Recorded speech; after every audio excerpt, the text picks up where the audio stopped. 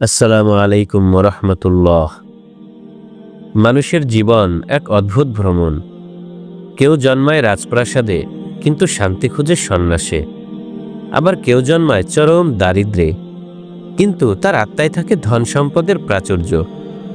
আজ আমরা এমন এক মানুষের গল্প শুনব যার জন্ম হয়েছিল পোল্যান্ডের এক গোঁড়া ইহুদি পরিবারে, যার ধমনীতে ছিল ইহুদি ধর্মগুরু বা র্যাবাইদের রক্ত, যার নাম ছিল লিওপোল্ড লুইস। কিন্তু ইতিহাসের পাতায় তিনি আজ অমর হয়ে আছেন এক ভিন্ন পরিচয়। বিশ্ব তাকে চিনে বিংশ শতাব্দীর অন্যতম শ্রেষ্ঠ মুসলিম চিন্তাবিদ মোহাম্মদ আসাদ হিসেবে। ইউরোপের ভোগবাদী সভ্যতা থেকে পালিয়ে কিভাবে তিনি খুঁজে পেলেন আরবের ধূলিকণায় লুকোনো আধ্যাত্মিক রত্নভাণ্ডার? কেমন ছিল সেই পথ চলা যা তাকে ইহুদি সিনাগগ থেকে নিয়ে গিয়েছিল পবিত্র মক্কার কাবা প্রাঙ্গণে? আসুন ইতিহাসের সেই ধুলোমাখা পথ ধরে হেঁটে আসি আমরাও। 1900 সাল, পোল্যান্ডের লভভ শহর। এক সম্ভ্রান্ত ইহুদি পরিবারে জন্ম নিলেন লিওপোল্ড লুইস। তার পরিবারটি কোনো সাধারণ পরিবার ছিল না। বংশ পরম্পরায় তার দাদারা ছিলেন র্যাবাই বা ইহুদি ধর্মগুরু। লিওপোল্ডের দাদা ছিলেন একজন কট্টর ধর্মপরায়ণ মানুষ এবং তার স্বপ্ন ছিল একটাই, তার নাতি লুইসও একদিন বড় র্যাবাই হবে আর পরিবারের ঐতিহ্য রক্ষা করবে। দাদার ইচ্ছের বিরুদ্ধে যাওয়ার সাধ্য কারোরই ছিল না। লিওপোল্ডের বাবা চেয়েছিলেন তিনি পদার্থবিজ্ঞানী হবেন, কিন্তু বিজ্ঞানের প্রতি লুইসের দাদার ছিল চরম অনীহা। তিনি বিজ্ঞানকে মনে করতেন জাহেলি শিক্ষা, যা মানুষকে ধর্ম থেকে দূরে সরিয়ে দেয়। এ কারণেই লুইসের বাবার স্বপ্ন কোনোদিন পূরণ হয়নি। তাকে জোর করে ধর্মতত্ত্ব পড়ানো হয়েছিল, যদিও বাবা লুকিয়ে লুকিয়ে বিজ্ঞান চর্চা করতেন। কিন্তু শেষমেশ তাকে ব্যারিস্টারি পড়ে দিন কাটাতে হয়। আর তাই সেই অতৃপ্ত বাবার সন্তান লিওপোল্ডের কাঁধেই এসে পড়ে পরিবারের সেই পুরনো জোয়াল, তাকে র্যাবাই হতেই হবে। শৈশব থেকেই লিওপোল্ডের উপর চাপিয়ে দেওয়া হলো ধর্মগ্রন্থের পাহাড়। একজন গৃহশিক্ষক নিয়মিত আসতেন তাকে হিব্রু ও ধর্মতত্ত্ব শেখাতে। ছেলেটির মেধা ছিল অসাধারণ। মাত্র 13 বছর বয়সেই তিনি হিব্রু এবং সোরিয়ানি বা আরামাইক ভাষায় অনর্গল কথা বলতে পারতেন। ইহুদিদের প্রধান ধর্মগ্রন্থ ওল্ড টেস্টামেন্ট এবং তার ব্যাখ্যা গ্রন্থ তালমুদ সবই তিনি গুলে খেয়েছিলেন। মিশনা কিংবা জেমারার মতো জটিল সব ধর্মতাত্ত্বিক বিষয়ে তিনি এতটাই পাণ্ডিত্য অর্জন করেছিলেন যে তাকে নিয়ে দাদার গর্বের শেষ ছিল না। মনে হচ্ছিল পরিবারটি যেন তাদের পরবর্তী ধর্মগুরুকে পেয়েই গেছে। কিন্তু মানুষের মন তো আর খাঁচায় বন্দি পাখি নয়। যতই তিনি ধর্মগ্রন্থের গভীরে প্রবেশ করলেন, ততই তার মনে জাগ্রত হতে থাকলো এক অজানা সংশয়। লিওপোল্ড লক্ষ্য করলেন তার ধর্মগ্রন্থে ঈশ্বরকে এমনভাবে উপস্থাপন করা হয়েছে যেন তিনি কেবল বনি ইসরায়েল বা ইহুদি জাতির একান্ত নিজস্ব সম্পত্তি, যেন এই মহাবিশ্বের স্রষ্টা কেবলমাত্র একটি নির্দিষ্ট গোত্রের ভাগ্য নিয়েই চিন্তিত। লিওপোল্ডের কিশোর মনে প্রশ্ন জাগল, যিনি মহাবিশ্বের স্রষ্টা, তিনি কি কেবলমাত্র একটি উপজাতিরই দেবতা হতে পারেন? ওল্ড টেস্টামেন্টে তিনি দেখলেন ঈশ্বর যেন কেবল ইহুদিদের জয়েই আনন্দিত হন আর তাদের পরাজয়ে ক্রুদ্ধ হন। মানবজাতির বাকি বিশাল অংশ নিয়ে যেন সেই ঈশ্বরের কোনো মাথা ব্যথা নেই। এই সংকীর্ণতা, ঈশ্বরের এই সীমাবদ্ধ রূপ লিওপোল্ডের যুক্তিবাদী মন কিছুতেই মেনে নিতে পারছিল না। তিনি হতাশ হয়ে পড়লেন। যদিও তিনি নবীদের সম্মান করতেন, কিন্তু ধর্মের নামে প্রচলিত এই জাতিগত অহংকার তাকে ধর্ম থেকেই দূরে সরিয়ে দিল। সময়টা তখন প্রথম বিশ্বযুদ্ধের ঠিক পরবর্তীকাল। পুরো ইউরোপ জুড়ে এক অস্থিরতা। মানুষের মন থেকে নৈতিকতা আর মূল্যবোধের বাঁধন আলগা হয়ে গেছে। ধর্ম তখন ইউরোপে কেবলই এক নাম সর্বস্ব প্রথা, রবিবারের গির্জায় যাওয়ার মধ্যেই সীমাবদ্ধ। তরুণ লিওপোল্ডও সেই স্রোতে গা ভাসালেন। তিনি ভেবেছিলেন ধর্মের শিকল ছিঁড়লেই হয়তো মুক্তি মিলবে। পারিবারিক ঐতিহ্যের বাইরে গিয়ে তিনি শুরু করলেন নতুন এক জীবন। ভিয়েনা বিশ্ববিদ্যালয়ে শিল্প ও সাহিত্য নিয়ে পড়া শুরু করলেন তিনি। কিন্তু সেখানেও শান্তি মিলল না তার। শিক্ষকরা সাহিত্যের রূপ রস নিয়ে কথা বলেন, কিন্তু আত্মার খোরাক সেখানে নেই। এরপর তিনি ঝুঁকে পড়লেন সাংবাদিকতার দিকে। বাবার অমতে পরিবারের বিরুদ্ধে গিয়ে তিনি বাড়ি ছাড়লেন। শুরু হলো তার বাউন্ডুলে জীবন। কখনো সিনেমার সহকারী পরিচালক, কখনো সাধারণ শ্রমিক। জীবন ধারণের জন্য কি করেননি তিনি। এমন দিনও গেছে যখন সামান্য 2 টুকরো রুটি আর 1 কাপ চা খেয়ে দিন পার করতে হয়েছে তাকে। অবশেষে ভাগ্য সহায় হলো। প্রথমে টেলিফোনিস্ট আর পরে রিপোর্টার হিসেবে তিনি এক বিখ্যাত সংবাদপত্রে জায়গা করে নিলেন। বাহ্যিক দৃষ্টিতে তিনি সফলতা পেলেন, ভেতরে ছিল এক বিশাল শূন্যতা। আধুনিক পাশ্চাত্যের সভ্যতা তাকে হতাশ করছিল। তিনি দেখছিলেন তার চারপাশের মানুষগুলো যেন এক একটা যন্ত্র। তাদের জীবনের একমাত্র লক্ষ্য আরও টাকা, আরও আরাম, আরও ভোগ। জীবনের কোনো মহৎ উদ্দেশ্য নেই, নেই কোনো আত্মিক প্রশান্তি। কমিউনিজমের ঢেউ তখন ইউরোপে প্রবল। লিওপোল্ড ভাবলেন হয়তো এখানেই সমাধান আছে, কিন্তু কিছুদিন যেতেই বুঝলেন এরাও কেবল পেটের ক্ষুধা আর অর্থনীতির কথা বলে। মানুষের মনের ক্ষুধা মেটানোর কোনো মন্ত্র তাদের কাছে নেই। বিজ্ঞান আছে, কিন্তু সেই বিজ্ঞান নৈতিকতাহীন, যা কেবল ধ্বংসই ডেকে আনতে পারে। লিওপোল্ডের প্রতিটি দিন কাটছিল এক অজানা হাহাকারে। তিনি খুঁজছিলেন এমন কিছু যা দেহ ও মন উভয়কেই শান্তি দিতে পারে, কিন্তু তিনি জানতেন না সেই শান্তির চাবিকাঠি ইউরোপের জৌলুসপূর্ণ শহরে নেই, আছে বহু দূরের এক তপ্ত মরুভূমিতে। 1922 সাল। লিওপোল্ডের মামা ডোরিয়ান, যিনি জেরুজালেমের একটি মানসিক হাসপাতালের প্রধান ছিলেন, তিনি ছিলেন নিঃসঙ্গ। তাই ভাগ্নেকে আমন্ত্রণ জানালেন কিছুদিন তার কাছে গিয়ে থাকার জন্য। এই একটি চিঠি লিওপোল্ডের জীবনের মোড় ঘুরিয়ে দিল। তিনি ছিলেন অ্যাডভেঞ্চার প্রিয়। পরদিন সকালেই তিনি পত্রিকার অফিসে ছুটি নিয়ে বেরিয়ে পড়লেন অজানার উদ্দেশ্যে। গন্তব্য জেরুজালেম। জাহাজে করে আলেকজান্দ্রিয়া, সেখান থেকে ট্রেনে করে ফিলিস্তিন। ইউরোপের সবুজ শ্যামল প্রকৃতি পেছনে ফেলে ট্রেন ছুটছে রুক্ষ মরুভূমির বুক চিরে। লিওপোল্ড জানালার পাশে বসে অবাক হয়ে দেখছিলেন আরবের ধুলোমলিন সৌন্দর্য। ইসলাম সম্পর্কে তখনও তার জ্ঞান একেবারে শূন্যের কোঠায়। আরবদের তিনি চিনতেন কেবল আরব্য রজনীর রূপকথার মাধ্যমে। ট্রেনটি একটি স্টেশনে এসে থামল। কামরায় উঠল একজন বেদুইন, মাথায় পাগড়ি, পরনে ছিল জুব্বা, চোখে মুখে অদ্ভুত এক দীপ্তি। লিওপোল্ড কৌতূহলী হয়ে তাকিয়েছিলেন লোকটির দিকে। লোকটি তার ঝোলা থেকে একটি শুকনো কেক বের করলেন। খাওয়ার ঠিক আগ মুহূর্তে তার চোখ পড়ল লিওপোল্ডের উপর। সম্পূর্ণ অচেনা এক ভিনদেশী যুবক, অথচ বেদুইনটি এক মুহূর্ত দ্বিধা করলেন না। মুচকি হেসে কেকটি 2 ভাগ করে 1 ভাগ বাড়িয়ে দিলেন লিওপোল্ডের দিকে। লিওপোল্ড ইতস্তত করছিলেন। ইউরোপে এমনটা অকল্পনীয়। সেখানে মানুষ নিজেরটা নিয়েই ব্যস্ত। অচেনা কারো সাথে খাবার ভাগ করা সেখানে বোকামি। লিওপোল্ডের দ্বিধা দেখে বেদুইনটি আবার হাসলেন, বললেন একটিমাত্র শব্দ, তফাদ্দাল, অর্থাৎ দয়া করে গ্রহণ করুন এবং আমাকে ধন্য করুন। লিওপোল্ড কেকটি নিলেন এবং তা মুখে দিলেন। সেই শুকনো কেকের স্বাদে তিনি যেন এক নতুন পৃথিবীর স্বাদ পেলেন। এ কেমন সংস্কৃতি, যেখানে নিজের ক্ষুধার চেয়ে অপরের সন্তুষ্টি বড়, যেখানে অচেনা মানুষও আপন হয়ে যায় নিমিষেই। এই একটিমাত্র ছোট ঘটনা লিওপোল্ডের হৃদয়ে গভীর দাগ কেটে গেল। তিনি আরবদের এই উদারতার প্রেমে পড়ে গেলেন। তিনি বুঝতে পারলেন এই মানুষগুলোর দারিদ্রতা আছে ঠিকই, কিন্তু তাদের মন ইউরোপের ধনী মানুষদের চেয়েও অনেক বেশি মমতাপূর্ণ। জেরুজালেমে পৌঁছে মামার বাসায় দিন কাটছিল লিওপোল্ডের। তখন ছিল শরৎকাল, বাইরে ঝিরঝিরে বৃষ্টি। তিনি বেশিরভাগ সময় কাটাতেন ঘরে বসে, বই পড়ে আর জানালা দিয়ে বাইরে তাকিয়ে। মামার বাসার ঠিক পেছনেই থাকতেন এক বৃদ্ধ আরব। স্থানীয়রা তাকে ডাকত হাজি সাহেব বলে। লোকটি মক্কা থেকে হজ করে এসেছেন। হাজি সাহেব ছিলেন নিতান্তই গরিব মানুষ। কয়েকটি গাধা ভাড়ায় খাটিয়ে সংসার চালাতেন তিনি, আর পরনের জামা ছিল তালি দেওয়া। ঘরটা ছিল জরাজীর্ণ।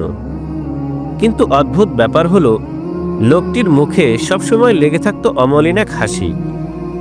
অভাব তাকে স্পর্শ করলেও বিচলিত করতে পারত না। লিওপোল্ড অবাক হয়ে ভাবতেন, আধুনিক ইউরোপের মানুষ এত প্রাচুর্যের মধ্যেও হতাশায় ভোগে, আর এই লোকটি এত অভাবের মধ্যেও এত সুখী হয় কি করে? লিওপোল্ড লক্ষ্য করলেন এই সুখের উৎস আসলে তাদের প্রার্থনা।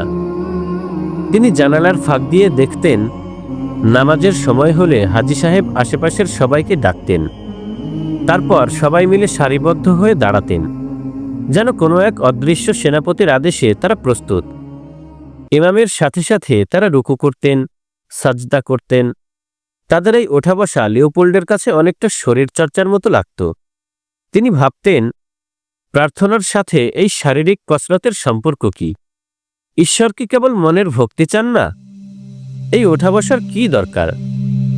একদিন কৌতূহল চাপতে না পেরে তিনি হাজী সাহেবকে জিজ্ঞেস করেই ফেললেন, হাজী সাহেব, আপনারা যে নামাজের সময় এভাবে ওঠা বসা করেন, মাটিতে কপাল ঠেকান, আল্লাহ তাআলা কি সত্যিই এসব চান? এর চেয়ে চুপচাপ বসে মনে মনে প্রার্থনা করাই কি ভালো নয়? ঈশ্বর তো আত্মায় থাকেন, শরীরে নয়। প্রশ্নটি করার পর লিওপোল্ড লজ্জিত হলেন। ভাবলেন, হয়তো বৃদ্ধের ধর্মানুভূতিতে আঘাত দিয়ে ফেলেছেন। কিন্তু হাজী সাহেব একটুও রাগ করলেন না। তার চোখে খেলে গেল এক অদ্ভুত আনন্দের ঝিলিক। তিনি খুব শান্ত গলায় বললেন, দেখুন বাবা, আল্লাহ তাআলা কি আমাদের কেবল আত্মা দিয়ে সৃষ্টি করেছেন? না, তিনি আমাদের শরীর এবং আত্মা উভয়টি দিয়েই তৈরি করেছেন। তাহলে ইবাদতের সময় শরীর কেন অলস বসে থাকবে? শরীর কেন তার স্রষ্টার সামনে নত হবে না? হাজী সাহেব থামলেন। তারপর আকাশের দিকে তাকিয়ে বললেন, আমরা যখন সোজা হয়ে দাঁড়াই তখন স্রষ্টার কালাম পাঠ করি। যখন আল্লাহু আকবার বলে রুকুতে যাই তখন আমরা ঘোষণা করি, হে প্রভু, আমি ছোট, তুমি বড়। আর যখন আমরা সিজদায় যাই, যখন আমাদের মস্তিষ্কের সবচেয়ে সম্মানিত অংশটি ধুলোর সাথে মিশিয়ে দিই, তখন আমরা অনুভব করি আমরা ধূলিকণা মাত্র। আমাদের সব অহংকার ধুয়ে মুছে যায়। আমরা তখন কেবল আল্লাহ তাআলার দয়ার ভিখারি। আবার যখন উঠে বসি তখন নতুন জীবনের শক্তি পাই। এই যে শরীর আর আত্মার একযোগে আত্মসমর্পণ, এটাই হলো ইসলাম। ইসলাম মানুষকে শেখায় কিভাবে নিজের ভাগ্যকে আল্লাহ তাআলার হাতে সঁপে দিয়ে শান্তিতে থাকা যায়। লিওপোল্ড স্তব্ধ হয়ে গেলেন। এত গভীর দর্শন আর এত সহজ ব্যাখ্যা! তিনি বুঝতে পারলেন, এই নামাজ কোনো প্রথা নয়, এটি মানুষের অহংকার চূর্ণ করার এবং আত্মার প্রশান্তি অর্জনের এক মহৌষধ। হাজী সাহেবের সেই কথাগুলো তার মনের বন্ধ দরজায় প্রথম কড়া নেড়ে গেল। ইসলামের প্রতি লিওপোল্ডের আগ্রহ বাড়ছিল, কিন্তু তার যুক্তিবাদী মনে তখনও অনেক প্রশ্ন। এমনই এক সময় কায়রো থেকে ট্রেনে যাওয়ার পথে তার কামরায় সহযাত্রী হলেন একজন ধনী গ্রিক ব্যবসায়ী এবং একজন অশিক্ষিত মিশরী গ্রাম্য সর্দার। মিশরী লোকটি এতটাই সাদাসিধা যে তিনি লিখতে বা পড়তেও জানতেন না। কথায় কথায় ধর্ম প্রসঙ্গ এলো। লিওপোল্ড তখন ইসলামের ইনসাফ বা ন্যায় বিচার নিয়ে মুগ্ধ। তিনি গ্রিক ব্যবসায়ীকে ইসলামের কিছু ভালো দিকের কথা বলছিলেন, কিন্তু গ্রিক ব্যবসায়ী তাচ্ছিল্যের হাসি হাসলেন। তিনি মিশরী সর্দারকে উদ্দেশ্য করে বললেন, তোমরা যে বলো তোমাদের ধর্ম খুব ন্যায়পরায়ণ, তাহলে বলো তো, একজন মুসলমান পুরুষ কেন ইহুদি বা খ্রিস্টান নারীকে বিয়ে করতে পারে, কিন্তু একজন মুসলমান নারীকে কেন অন্য ধর্মের পুরুষের কাছে বিয়ে দেওয়া হয় না? এটা কি একচোখা নীতি নয়? এটা কি অন্যায় নয়? প্রশ্নটি ছিল খুবই যৌক্তিক। লিওপোল্ড নিজেও থমকে গেলেন। তিনি ভাবলেন, এই অশিক্ষিত লোকটি এর উত্তর কি দেবে? সে হয়তো তর্কে হেরে চুপ করে থাকবে। কিন্তু সবাইকে অবাক করে দিয়ে সেই গ্রাম্য সর্দার সোজা হয়ে বসলেন। তার চোখে কোনো হীনমন্যতা ছিল না। তিনি দৃঢ় কণ্ঠে বললেন, অবশ্যই এটা ইনসাফপূর্ণ। আমি তোমাকে বুঝিয়ে বলছি। শোনো, আমরা মুসলমানরা ঈসা আলাইহিস সালাতু ওয়াস সালামকে আল্লাহ তাআলার পুত্র মানি না ঠিকই, কিন্তু তাকে আল্লাহ তাআলার একজন সম্মানিত নবী বলে মানি। এবং আমরা মুসা আলাইহিস সালাতু ওয়াস সালাম এবং তাওরাত কিতাবকেও সম্মান করি। তাই যখন কোনো ইহুদি বা খ্রিস্টান নারী একজন মুসলমানের ঘরে আসে, সে নিশ্চিন্ত থাকতে পারে, কারণ তার স্বামী তার ধর্মের নবীদের সম্মান করে, তার বিশ্বাসে আঘাত লাগে এমন কোনো কথা তার স্বামী বলবে না। একটু থেমে তিনি আবার বললেন, কিন্তু উল্টোটা ভাবো, ইহুদি বা খ্রিস্টানরা তো আমাদের নবী হজরত মুহাম্মদ সাল্লাল্লাহু আলাইহি ওয়াসাল্লামকে নবী বলেই মানে না। অনেকে তো তাকে নিয়ে কটু কথাও বলে। এখন যদি আমাদের কোনো মেয়েকে অমুসলিমের সাথে বিয়ে দিই, আর তার স্বামী বা শ্বশুরবাড়ির লোকজন যদি আমাদের প্রিয় নবী হজরত মুহাম্মদ সাল্লাল্লাহু আলাইহি ওয়াসাল্লামকে নিয়ে অপমানজনক কথা বলে, তখন মেয়েটির কেমন লাগবে? তার সন্তানরা যখন বাবাকে দেখে নবীকে অশ্রদ্ধা করতে শিখবে, সেটা কি ওই মেয়েটির জন্য মর্মান্তিক হবে না? আমরা আমাদের মেয়েদের সেই মানসিক যন্ত্রণা ও অপমানের মুখে ঠেলে দিতে চাই না। বলো, এটা কি ইনসাফ নয়? ট্রেনের কামরা তখন স্তব্ধ হয়ে গেল। গ্রিক ব্যবসায়ীটি কোনো উত্তর খুঁজে পেলেন না। তিনি কেবল কাঁধ ঝাঁকালেন। আর লিওপোল্ড, তিনি বিস্ময়ে পাথর হয়ে গেলেন। তিনি ভাবছিলেন, স্কুল কলেজের গণ্ডি না পেরোনো এই মানুষটি এত প্রখর যুক্তি কোথায় পেল? তিনি বুঝতে পারলেন, এই জ্ঞান কোনো বিশ্ববিদ্যালয়ের ডিগ্রি থেকে আসেনি, এসেছে ইমানের আলো থেকে। ইসলাম এই সাধারণ মানুষগুলোর চিন্তার জগৎকে কতটা স্বচ্ছ ও যৌক্তিক করে তুলেছে, তা দেখে লিওপোল্ডের মাথা নত হয়ে এলো। লিওপোল্ড আর দেরি করলেন না। তিনি নিজেকে ডুবিয়ে দিলেন পড়াশোনায়। তিনি ইসলামের ইতিহাস ও কোরআন নিয়ে গভীর গবেষণা শুরু করলেন। তিনি দেখতে চাইলেন আজকের এই পিছিয়ে পড়া মুসলিম সমাজের আসল রহস্য কি। তিনি যত গভীরে গেলেন ততই মুগ্ধ হলেন। তিনি দেখলেন ইউরোপের মানুষ যেটাকে ইসলামের গোড়ামি বলে প্রচার করে, তা আসলে মূল ইসলাম নয়। তিনি আবিষ্কার করলেন ইসলামের প্রথম 500 বছর ছিল জ্ঞান বিজ্ঞানের স্বর্ণযুগ। যখন ইউরোপের মানুষ রোগ হলে তাকে ঈশ্বরের অভিশাপ মনে করে বসে থাকত, তখন মুসলমানরা চিকিৎসা বিজ্ঞান নিয়ে গবেষণা করছে। রাসূলুল্লাহ সাল্লাল্লাহু আলাইহি ওয়াসাল্লামের সেই বাণী, আল্লাহ তাআলা এমন কোনো রোগ সৃষ্টি করেননি যার ঔষধ পৃথিবীতে নেই। আর এই একটি কথা মুসলমানদের উদ্বুদ্ধ করেছিল ঔষধ আবিষ্কারে। যখন ইউরোপে গোসল করাকে বিলাসিতা বা পাপ মনে করা হতো, তখন কর্ডোভার মতো মুসলিম শহরে ছিল শত শত গণশৌচাগার ও হাম্মামখানা। কারণ ইসলাম বলেছে পবিত্রতা ইমানের অঙ্গ। লিওপোল্ড দেখলেন মুসলমানরা যখন কোরআনকে আঁকড়ে ধরেছিল, তখন তারা নক্ষত্রের গতিপথ বের করেছে, পৃথিবীর ব্যাসার্ধ মেপেছে, রসায়ন ও গণিতের ভিত্তি স্থাপন করেছে। কারণ পবিত্র কোরআনে বারবার বলা হয়েছে, চিন্তা করো, গবেষণা করো, জ্ঞান অর্জন করো। লিওপোল্ড বুঝতে পারলেন আজকের মুসলমানদের এই অধঃপতনের কারণ ইসলাম নয়, বরং ইসলাম থেকে দূরে সরে যাওয়াই তাদের পতনের কারণ। তারা যখনই জ্ঞান চর্চা ছেড়ে দিয়েছে, তখনই তারা কুসংস্কারের অন্ধকারে নিমজ্জিত হয়েছে। এই সত্য উপলব্ধি করার পর লিওপোল্ডের মনের সব দ্বিধা কেটে গেল। তিনি বুঝতে পারলেন তিনি যা খুঁজছিলেন, আধ্যাত্মিক শান্তি এবং জাগতিক প্রগতির এক নিখুঁত সমন্বয়, তা একমাত্র ইসলামেই আছে। ইহুদি ধর্ম তাকে দিয়েছিল শুধু জাতির পরিচয়, কমিউনিজম দিয়েছিল শুধু পেটের চিন্তা, আর পাশ্চাত্য দিয়েছিল শুধু ভোগের মন্ত্র। কিন্তু ইসলাম দিল জীবন ও মৃত্যুর একটি পরিপূর্ণ সমাধান। লিওপোল্ড লুইস ফিরে এলেন ইউরোপে, কিন্তু তিনি আর সেই আগের লিওপোল্ড নেই। তার হৃদয়ে এখন মদিনার প্রেম। তিনি তার স্ত্রীকে সাথে নিয়ে ইসলাম গ্রহণ করলেন। লিওপোল্ড লুইস নাম মুছে ফেলে তিনি ধারণ করলেন নতুন নাম, মোহাম্মদ আসাদ। তার অনেক ইউরোপীয় বন্ধু তাকে পাগল ভাবল। কেউ ভাবল সে আরবদের প্রেমে পড়ে পথভ্রষ্ট হয়েছে। কিন্তু আসাদ জানতেন তিনি পথ হারাননি, বরং জীবনের প্রকৃত রাজপথ খুঁজে পেয়েছেন।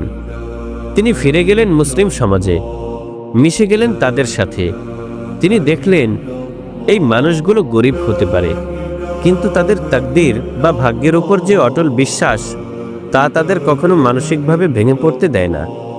এরপর তিনি স্ত্রীকে সাথে নিয়ে পা বাড়ালেন পবিত্র মক্কার পথে হজ পালনের জন্য। লক্ষ লক্ষ মানুষের ভিড়ে সাদা কাপড়ে আবৃত হয়ে যখন তিনি কাবার সামনে দাঁড়ালেন, তখন তার মনে হলো তিনি ঘরে ফিরেছেন। বহু বছরের ভবঘুরে জীবনের অবসান হলো। মুহাম্মদ আসাদ পরবর্তীতে লিখেছিলেন তার বিশ্ববিখ্যাত আত্মজীবনী দ্য রোড টু মক্কা বা মক্কার পথে তিনি কেবল একজন ধর্মান্তরিত মুসলিম ছিলেন না, তিনি হয়ে উঠেছিলেন পাকিস্তানের সংবিধানের প্রণেতাদের একজন, জাতিসংঘে পাকিস্তানের প্রথম রাষ্ট্রদূত এবং পবিত্র কোরআনের অন্যতম শ্রেষ্ঠ ইংরেজি অনুবাদক, একজন পোলিশ ইহুদি রাব্বির নাতি থেকে বিশ্ববরেণ্য ইসলামী চিন্তাবিদ। এই রূপান্তরের গল্প আমাদের শেখায় সত্যের তৃষ্ণা যার বুকে আছে, আল্লাহ তাআলা তাকে পথ দেখান। মরুভূমির ধূলিকণা থেকে নক্ষত্রের আলো সত্য সন্ধানীকে হাতছানি দেয়। প্রয়োজন শুধু চোখ মেলে দেখার এবং হৃদয় দিয়ে তা অনুভব করার। আল্লাহ তাআলা আমাদের সবাইকে ঘটনাটি থেকে সঠিক শিক্ষা গ্রহণ করার তৌফিক দান করুন। আল্লাহুম্মা আমিন। মুহতারাম হাজিরিন, আজকের ভিডিওটি এ পর্যন্তই। আমাদের ভিডিওগুলো ভালো লাগলে চ্যানেলটি সাবস্ক্রাইব করুন এবং লাইক, কমেন্ট, শেয়ার করুন। আল্লাহ হাফেজ। আসসালামু আলাইকুম ওয়া রাহমাতুল্লাহি ওয়া বারাকাতুহু।